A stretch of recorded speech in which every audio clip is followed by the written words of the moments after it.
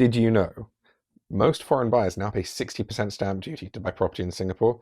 In Dubai, zero. I've owned property in both of these cities, and the investment math for foreign buyers has shifted dramatically in the last 2 years, especially since the government increased the ABSD in Singapore from 30% to 60%. Let me walk you through the numbers, because this isn't even close anymore. Let's start with entry cost. Singapore city center apartments average around 23,000 US dollars per square meter. In Dubai, about 7,500. That is 3 times the price for the same amount of space. Now let's add in Singapore's 60% stamp duty for most foreigners. A $1 million condo becomes $1.6 million after taxes. Same capital in Dubai buys you 3 times the amount of space, and you get to keep the full million, less of course the 4% stamp duty, which applies to everyone in the UAE.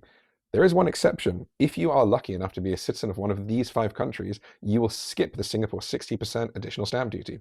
USA, Switzerland, Norway, Iceland, or Liechtenstein. These guys signed a free trade agreement 20 years ago, before the ABSD existed. Everyone else, tough luck, you've got to pay that 60%. Now, look at what you earn once you're in. Rental yields in Singapore average about 3 to 4%, and that's being generous. Dubai, 5 to 8%, and some reports even higher, especially if you're in an emerging area like Jumeirah Village Circle or Business Bay.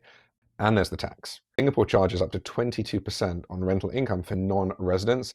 Dubai, you guessed it, 0% tax. No income tax, no capital gains, no rental tax. And here's the residency angle.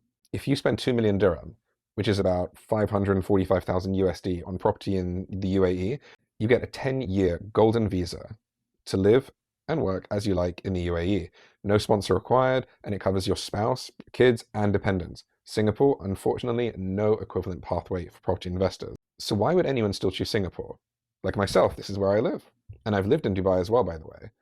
Singapore works for a specific profile. Ultra long-term wealth preservation, regulatory stability you can set your watch to, and the world-class rule of law.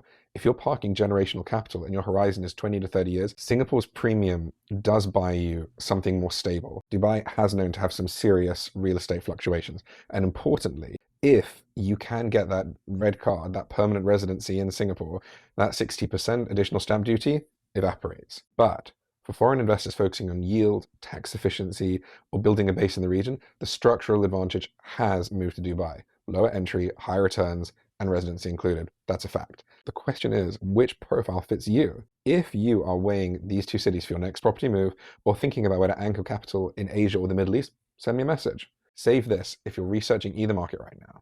I'm Alexander Linton, founder of Rumavi. We help foreign investors navigate where capital actually works across Southeast Asia and Middle East without the agent spin. Follow for more briefings like this.